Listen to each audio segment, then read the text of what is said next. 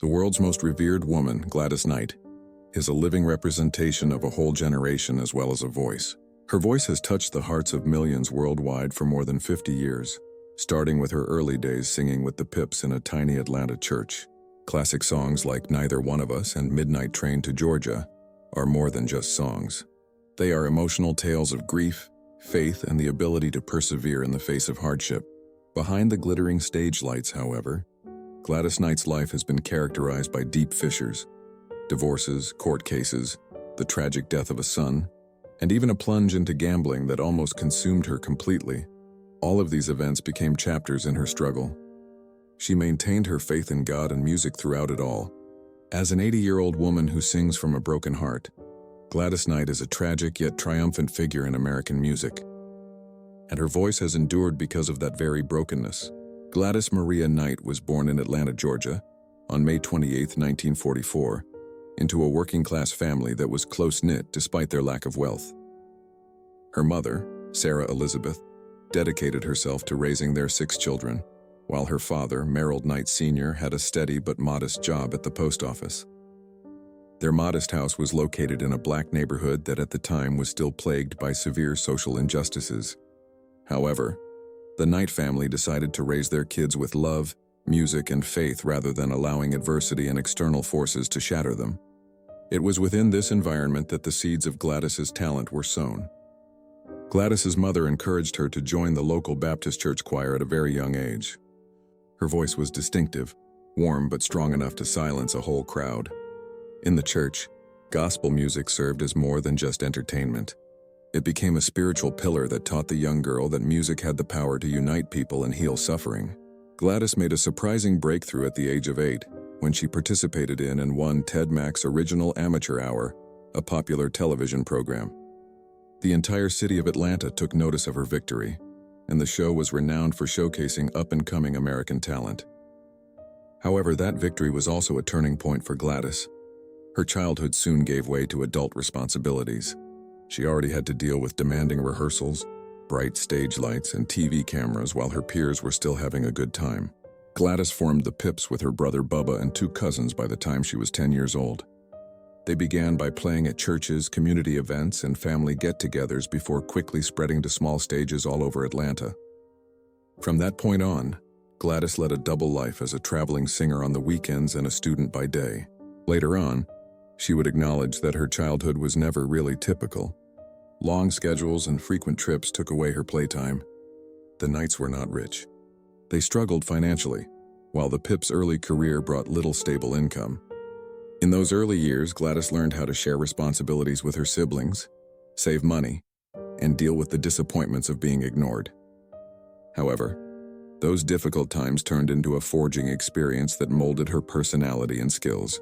She became extremely disciplined, learned how to deal with stress, and, above all, found unwavering faith that music could provide a means of escaping poverty and enabling her family to overcome adversity. From a young black girl growing up in a segregated neighborhood, Gladys Knight brought something unique into her adolescence. A voice full of passion and a strong will that would eventually lead to her being dubbed the Empress of Soul.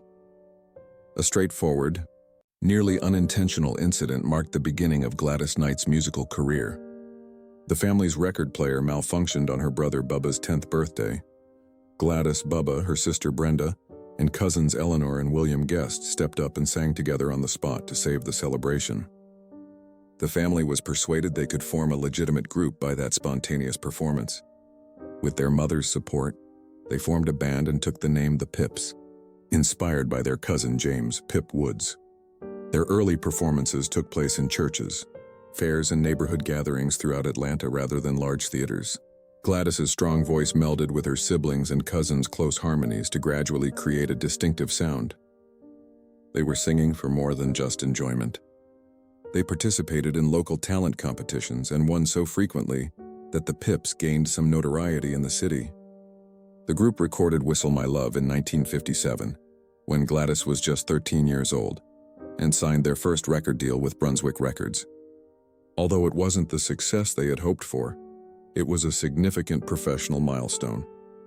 In order to obtain stage experience, the group continued to tour as opening acts for celebrities such as Sam Cooke and Jackie Wilson.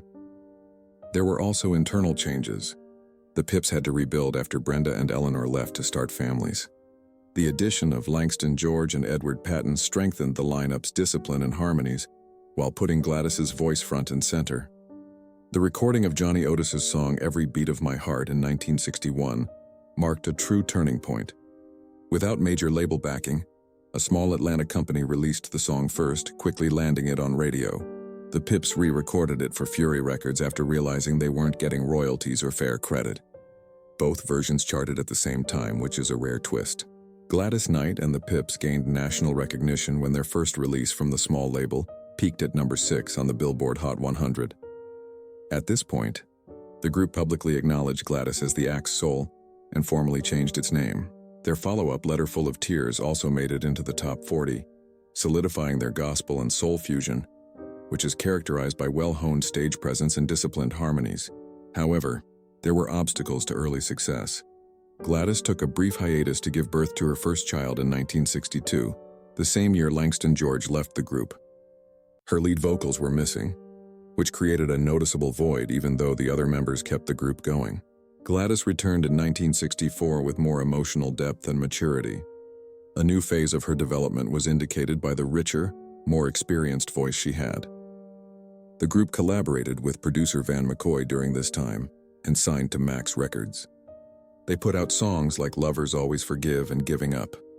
These years gave Gladys Knight and the Pips the opportunity to hone their sound, hone their stage presence, and keep their place in the 1960s soul scene. Even though none of them were as successful as Every Beat of My Heart, these were years of arduous training rather than great glory. Their foundation was built through long tours, small studios, and unwavering perseverance. After almost 10 years of hardship, Gladys Knight and the Pips finally signed with Motown Records in 1966. They were not given the same priority as Motown's biggest stars, such as Marvin Gaye or the Supremes. However, all of their experiences, winning small Atlanta talent shows, getting off to a false start with Brunswick, the success of Every Beat of My Heart, and Gladys's remarkable postpartum comeback, had shaped their fortitude and distinct style. They arrived at the threshold of a new era, where genuine stardom was waiting for them, thanks to their perseverance. Gladys Knight and the Pips formally signed with Motown Records, the then-dominant black music label, in 1966, following almost 10 years of slogging it out in tiny studios and obscure record labels. But joining Motown did not mean instant stardom.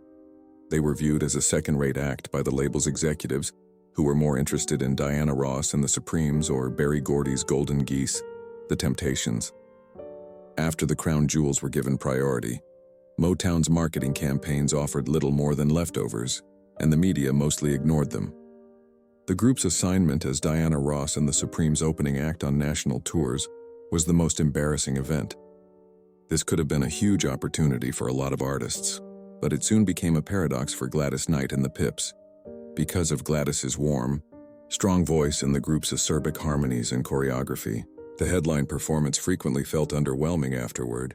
They went from being underappreciated to posing a threat to Motown's top act. The unpleasant result was that they were taken off the tour. Although it appeared to be a setback, it actually demonstrated something indisputable. Their talent could not be stifled. A year later, Gladys Knight and the Pips released I Heard It Through the Grapevine, motivated by tenacity and a desire to establish themselves. Although other Motown artists had recorded the song, their rendition had a distinct, unadulterated energy. The track became a powerful yet eerie experience thanks to Gladys's powerful and agonizing vocals, which were layered over tight harmonies and urgent rhythms. It was released at the end of 1967, and to the surprise of Motown itself, sold over 1 million copies in addition to reaching the Billboard Top 10.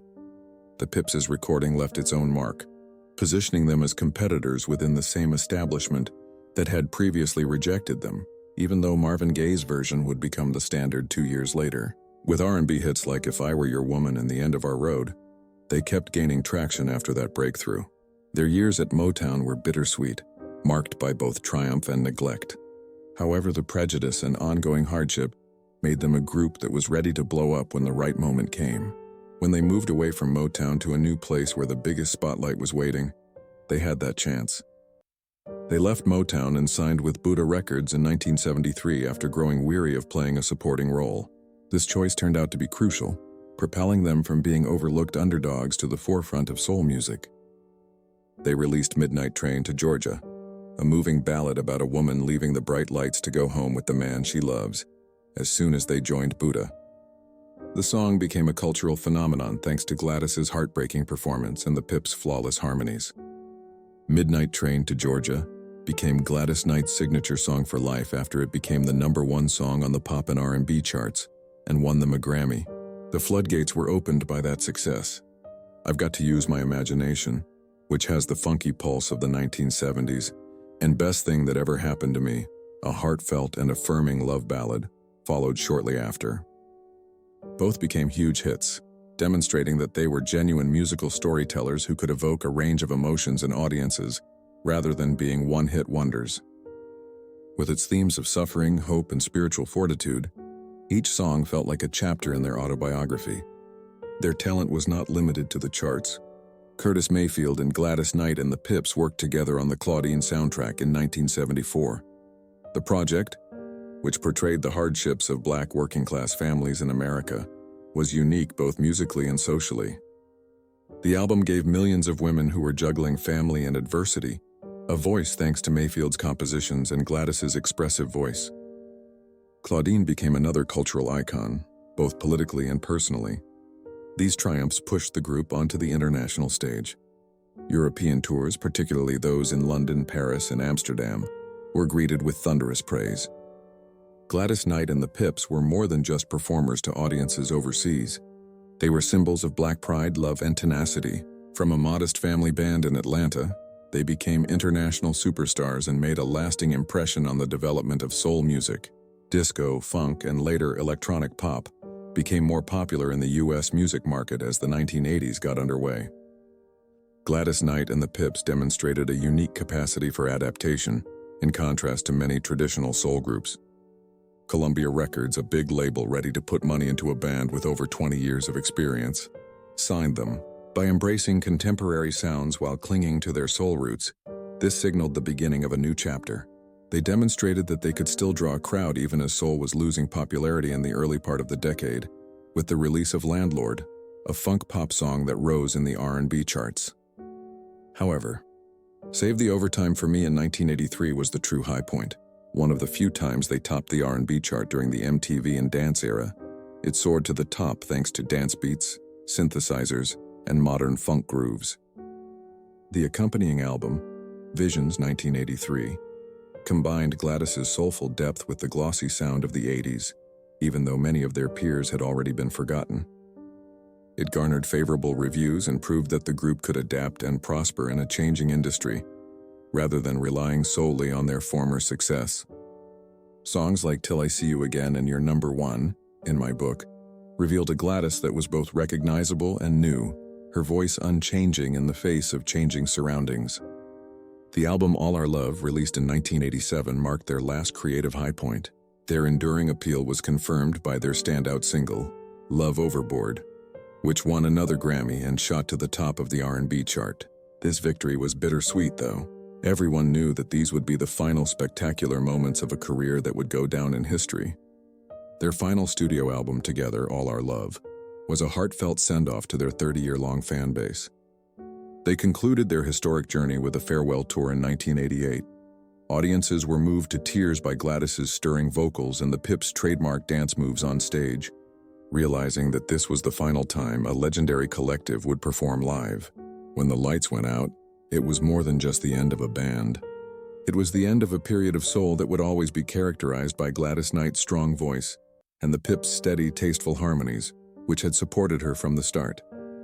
Gladys Knight's career took a unique turn in 1989 when she was selected to sing the theme song for the James Bond movie License to Kill. Only musicians with genuinely unique voices and widespread appeal were ever given such a prestigious franchise, so this was no small honor. Gladys's rich, commanding vocals turned the song into a powerful statement, and it carried a dramatic, cinematic quality that captured the danger and romance that defined Bond. As one of the few black female vocalists to make an impact on the history of Bond themes, She reached a wider audience in Europe and Asia with License to Kill, showcasing her talent to a younger audience. Knight demonstrated in the early 1990s that she was not content to rest on her previous successes. Her album Good Woman, which she released in 1991, shot to the top of the R&B charts very fast. It was proof that despite pop and hip-hop starting to take over, Gladys was still a major voice in soul. Favorite songs that struck a balance between tradition and modern energy were included on the album. She released Just For You in 1994, 3 years later. The album was hailed for its artistic merits and was nominated for a Grammy for Best R&B Album. These accomplishments demonstrated her tenacity and capacity for self-reinvention in the rapidly evolving music industry. Her career was not limited to charts and studios. She was frequently asked to sing the national anthem at important athletic events in order to symbolize the American spirit. Her soulful interpretation moved millions of people when she performed at the World Series in 1991. At the age of 74, Gladys performed in front of a worldwide audience at Super Bowl 53 in 2019, nearly 30 years later. This time, the performance carried additional weight. Colin Kaepernick's protests caused controversy in the NFL, and her acceptance elicited conflicting responses. Gladys, however, remained steadfast, stating that her decision was motivated by pride and faith, and that the national anthem should be viewed as a symbol of unification rather than division, rather than politicization. In addition to her solo career, Gladys left her mark on humanitarian work. She recorded That's What Friends Are For in 1985 with Dionne Warwick, Stevie Wonder, and Elton John. The song not only topped the Billboard Hot 100 but became one of the decade's most famous charity anthems, raising millions of dollars in the fight against AIDS. Gladys's contribution guaranteed her a spot in one of music's most potent philanthropic movements, where art became a tool of healing and compassion, and it went on to win the Grammy for Song of the Year. Gladys Knight, who is currently in her 80s, is not showing any signs of slowing down. Her voice, seasoned by life's victories and setbacks, is still warm and majestic as she performs all over the world. These days, her performances serve as a conduit between a living legend and generations of fans, in addition to being musical events. Receiving the Kennedy Center Honors, one of the most coveted artistic honors in the U.S., in 2022 marked the pinnacle of her career. The honor honored not only her vocal talent, but also her resilience, a life characterized by adversity, tenacity, and creativity that led to her status as a living soul music legend. Gladys Knight was a radiant Empress of Soul on stage. Her private life, however, was characterized by hardships and loss behind the glittering lights. It all started when she married James "Jimmy" Newman for the first time when she was a late adolescent. Gladys met Jimmy when she was 16 years old, and still in the early stages of her career, touring Atlanta with the Pips. She saw him as a source of safety, a mature man who gave the young girl a sense of security. Gladys decided to tie her life to Jimmy's in spite of her family's disapproval, after they swiftly became entangled in a young romance. Although it wasn't a lavish affair, their wedding marked a sea change. Gladys went from being a teenage singer to becoming a wife and then a mother. Happiness was promised at the start of the marriage. Her first daughter, Kenya Newman, and her adored son, James Newman III, arrived shortly after. Motherhood brought sudden maturity to a young woman who was only in her 20s. She practiced, recorded, and performed with the group during the day. At night, she came home to her baby's cries. However, the ostensibly affectionate family portrait soon broke. Before they were married, Jimmy Newman had a drug addiction which only got worse. Rather than being a rock, he was often away, leaving Gladys to balance the demands of 2 young children with her burgeoning career. Her children's cries filled the empty house on many nights when she came home from the studio exhausted, nights when her tears fell silently in the darkness. Jimmy's promises vanished into thin air, shattering her faith in him. The disputes grew more intense. Gladys yearned for a stable family, but Jimmy, enmeshed in addiction, drifted farther away. She was exhausted by the loneliness of marriage. She repeatedly attempted to convince her husband to seek treatment in the hopes of saving their home, but she persisted for the benefit of her kids. However, all attempts were unsuccessful. Young love was insufficient to bring him back, and the shadow of drugs was too great. Gladys eventually decided to leave because she could no longer bear his absence on a physical and emotional level. She was left with a deep wound after the marriage ended, a single mother in her early 20s, juggling 2 children and a demanding career. She would later say that she lost all of her youth during this time. She had to take on the roles of both mother and father, instead of living a carefree life. She learned a hard lesson from her relationship with Jimmy Newman, but it also left her with lingering resentment. She learned that the emptiness at home could never be concealed by stage success, and the wounds from that first marriage would follow her for decades. That unhealed pain was only made worse by the death of her son, James Newman III, many years later, which made the memory of her first love even more poignant. Gladys came out of her first love affair with Jimmy Newman, a woman molded by pain, a mother with an intractable scar, and an artist who dedicated her life to music. Every song Gladys sang felt like a genuine tale of life told through music because of the emotional depth that was forged in her voice by that experience. Her voice was warm but tinged with sorrow. Gladys Knight still yearned for a safe and complete home after the heartache of her first marriage to Jimmy Newman. In the early 1970s, when her career with the Pips was flourishing and Barry Hankerson was making a name for himself as a driven manager and producer, she met him. Gladys had always desired a life partner who was quick, smart, eloquent, and most importantly, understood the harsh rhythm of the entertainment industry. Their relationship progressed swiftly. Gladys believed that Barry was the man who could mend her past wounds and share the highs and lows of life off stage because of his experience and powerful energy. They got married in 1974. Soon after, their son, Shanga Hankerson, was born, adding to their happiness. After the spotlight faded, Gladys felt for the first time since getting married that she had a normal family to go back to. Their life together was comparatively tranquil in the beginning. Barry frequently went to events with Gladys and even handled some of her business matters. However, the gap between them widened over time. Gladys, scarred by past losses, grew more and more desirous of independence, while Barry was tough, occasionally controlling, and liked to keep things under control. Disagreements at work filtered into their personal lives. Their relationship deteriorated daily as a result of arguments about everything from parenting to business management, to Barry's fixation on his own business goals. When tragedy befell their young son Shanga in 1979, it was the tipping point. He was abruptly abducted while traveling, an experience no mother could fathom. Gladys had already been abandoned by her first husband, so the shock was like the end of the world. She was so terrified and hopeless that she hardly slept in the days after the kidnapping. Holding on to the hope that a miracle would save her son's life, Gladys exerted every effort. The search cost her more than $1 million, which was an incredible amount at the time. To follow up on every lead, she contacted friends in the entertainment industry, hired private investigators, and spoke with attorneys. The story received extensive media coverage. Gladys endured days that seemed to go on forever while fans nationwide prayed. Even though she was still performing under the stage lights, her broken heart was aching to hold her child once more beneath each round of applause. Thankfully, Shanga was eventually brought back safely. His return, however, did not make Gladys's trauma go away. The scar only got deeper. She later acknowledged that she was unable to view the world in the same way after he vanished. Her heart was robbed of tranquility as fear and uneasiness became her constant companions. The marriage quickly fell apart. Her divorce from Barry Hankerson was not just the end of love, but another crushing blow in a personal life already marked by pain. She was once again a single mother, this time under the scrutiny of public opinion and celebrity, after what she had hoped would be a safe harbor turned into another storm. The injuries didn't end there. Gladys experienced more heartache from Shanga Hankerson as an adult.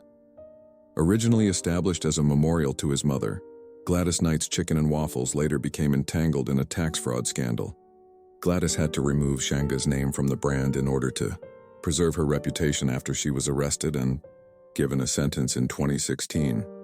The scandal felt like another knife, piercing an old wound for a mother who had once given up everything for her son. Thus, her marriage to Barry Hankerson left her with both happiness and sadness, a cherished son and resentful memories of ambition, strife, and family tragedy. What started out as hope and love turned into conflict and ultimately resulted in devastating loss.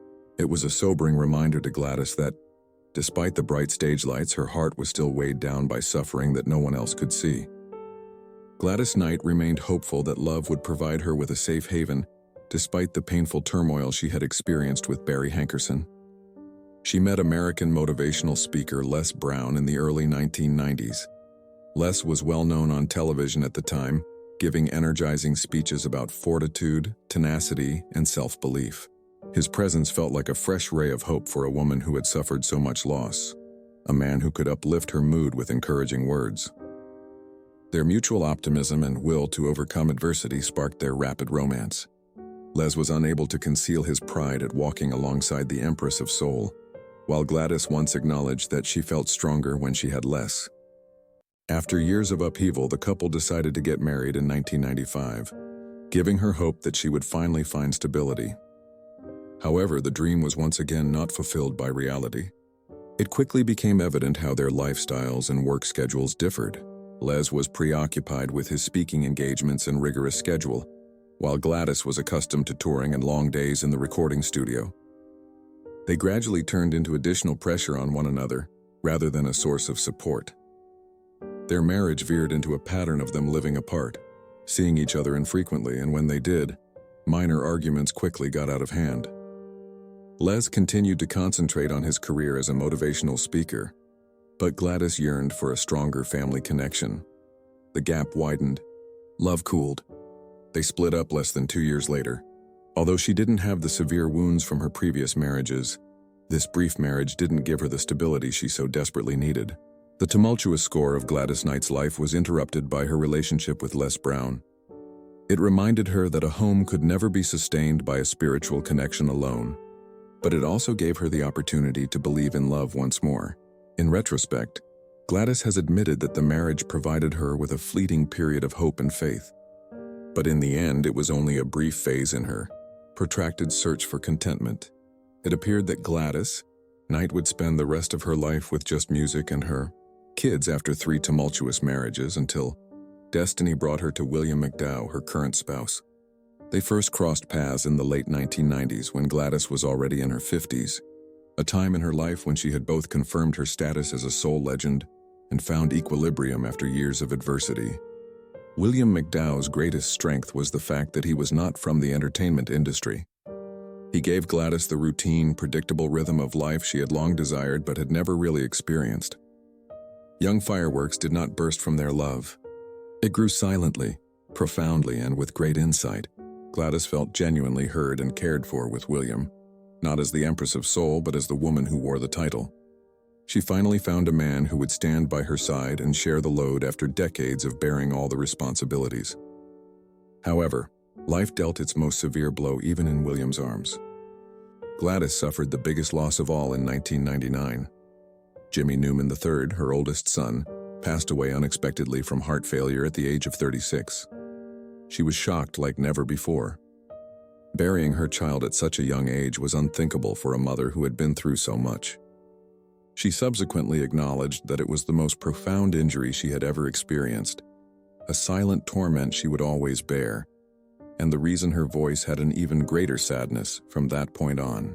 William was by her side the entire time. They got married in 2001. Far from the glamorous scene of a celebrity wedding, the ceremony was intimate and low-key. By that time, Gladys had stopped looking for grandeur and show. She desired tranquility and a solid shoulder to support herself. She and William built a house together in North Carolina, far from Hollywood and Broadway. They created a circle of love that Gladys had always missed in her younger years by raising a large family of children, grandchildren, and great-grandchildren. William developed into more than just a spouse. He served as a confidant and anchored her in simplicity and community. The two dedicated their lives to social and philanthropic endeavors, raising money, promoting the arts and education, and caring for a sizable estate in North Carolina, turning it into a gathering spot for community and family. During those years, Gladys abandoned the persona of a woman who would always be fighting storms, and instead adopted the softer roles of grandmother and great-grandmother, enjoying the good times. After decades of hardship, she found happiness in her relationship with William McDowell. If Les Brown had only been a fleeting pause, Barry Hankerson had left severe scars, and Jimmy Newman had brought a painful youth, then William was actually her safe haven.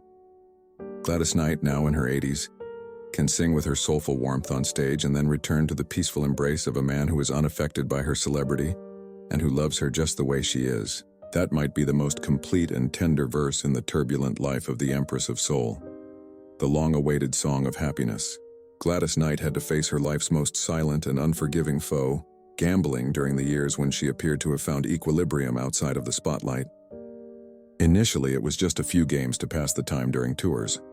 However, over time, what started out as harmless fun evolved into obsession. She would spend hours at the baccarat table on long nights in Monte Carlo, Atlantic City, or Las Vegas, believing that one more win would make up for all of her losses. The opposite was true. Gladys lost up to $660,000 in a matter of hours on some nights. Her addiction drained her spirit and her finances for over 10 years. Gladys felt she had lost not just money but herself every time she left the casino with her purse empty and her head weighed down. The cards were more than just a game, she realized. They were her unintentional means of bridging the gap left by failed marriages, the death of a family member, and the loneliness of a celebrity surrounded by glitz but seldom by genuine friendship. Gambling was dangerous because it can cause invisible wounds, a psychological spiral in which the more she lost, the more she tried to win it back, and the deeper she fell. Gladys repeatedly assured herself that she would stop, but she kept going back to the table as though drawn by an uncontrollable darkness. She later acknowledged that she had almost lost her identity, faith, confidence, and self-respect during those years. However, Gladys discovered a way to light when she was on the verge of despair. She turned to Gamblers Anonymous, where those who had been harmed by the casino gathered to confess their transgressions and begin the process of healing. It was more than just a support group for Gladys. It served as a lifeline. She learned from every encounter and story that discipline, faith, and love could overcome the addiction. Her future husband, William McDowell, played a crucial part in this journey. Instead of passing judgment or leaving her, he walked patiently beside her and encouraged her to go back to her faith, family, and music. Gladys Knight escaped temptation with the help of her partner's unwavering support, the structure of Gamblers Anonymous, and her Mormon beliefs. Her voice echoed like testimony itself when she took the stage once more. Light can be found even in the darkest places. Rather than shattering her, these injuries and losses gave the Empress of Soul's voice new depth. Every lyric she sang sounded like a confession. The healing power of music, faith, and community soothes every melody and old scar. Gladys Knight sought a foundation outside of the spotlight after years of turmoil brought on by addiction and loss. When she decided she no longer wanted to use gambling as an escape, she turned back to faith, the source of strength that had fostered her early years. However, that was not an easy journey. It developed gradually, mirroring the changes in her life. Gladys grew up in a Baptist home, where the church choir taught her that music had the power to uplift the soul in addition to honing her voice. In 1997, she sought solace in the solemn rituals of Catholicism after experiencing numerous marital difficulties. Before long, a second door opened. In an effort to maintain her family's unity, Gladys followed her children when they converted to Mormonism, the LDS Church. Gladys was much more than just a regular member of the LDS Church. She was inspired to combine her faith with her music after having a personal meeting with the church's then leader, President Gordon B. Hinckley. As a result, she became the founder and spiritual leader of the Saints Unified Voices Choir. Her renowned soul voice was able to blend gospel and prayer with ease, as evidenced by their Grammy-winning debut album. The apex of this journey was reached in 2018 when Gladys and the choir sang at the 40th anniversary celebration of the Priesthood Revelation. This historic event in LDS history symbolized the unity of faith, community, and the cultural heritage she represented. Gladys's faith gave her purpose even if the stage brought her fame. Her daily decisions demonstrated this. She moved to Fairview, North Carolina, with her husband William McDowell after leaving the big cities. There, the couple bought an old school building and converted it into a community center where kids and teens could learn, sing, and learn the importance of sharing. It represented Gladys's wish to use her own setbacks as stepping stones for others, and it was more than just a physical location.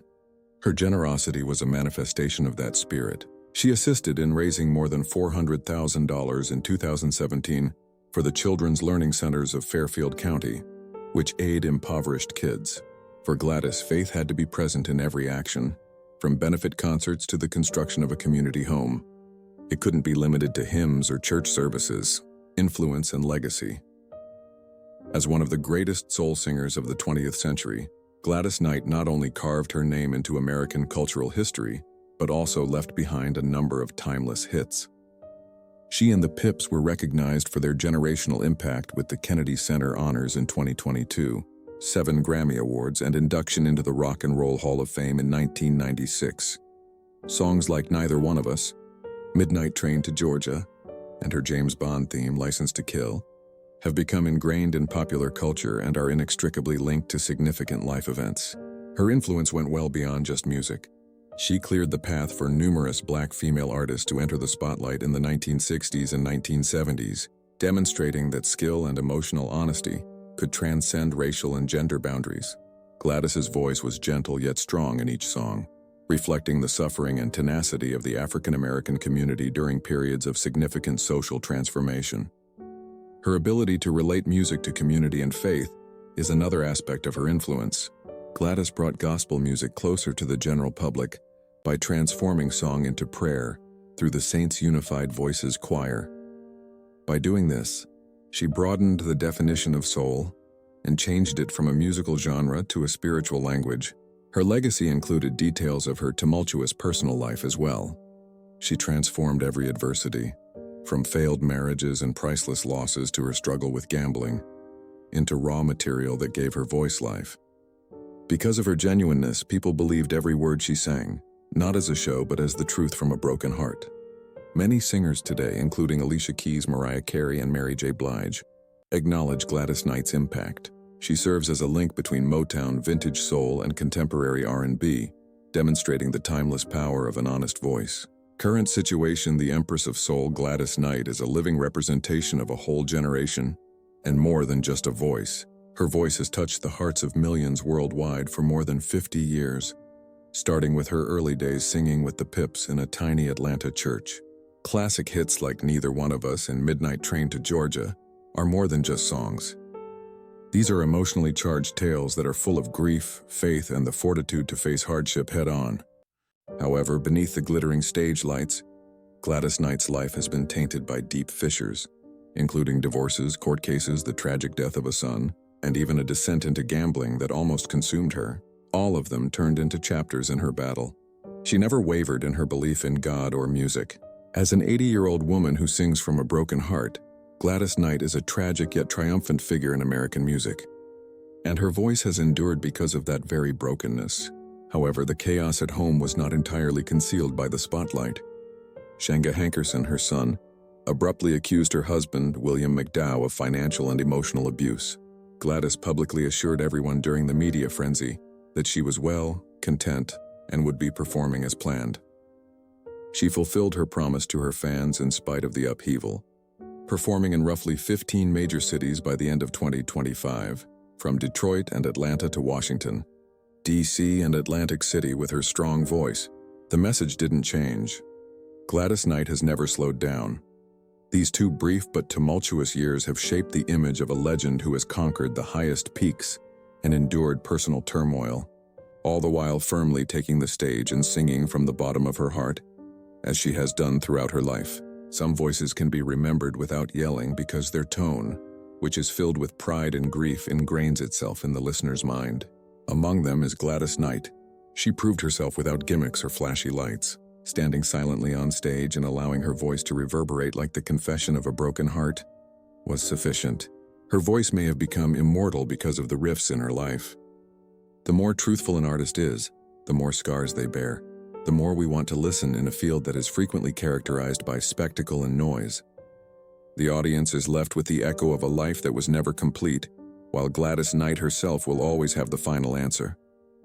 How about you? What is the first thing that springs to mind when you think of Gladys Knight? The Empress of Soul gleaming in the spotlight?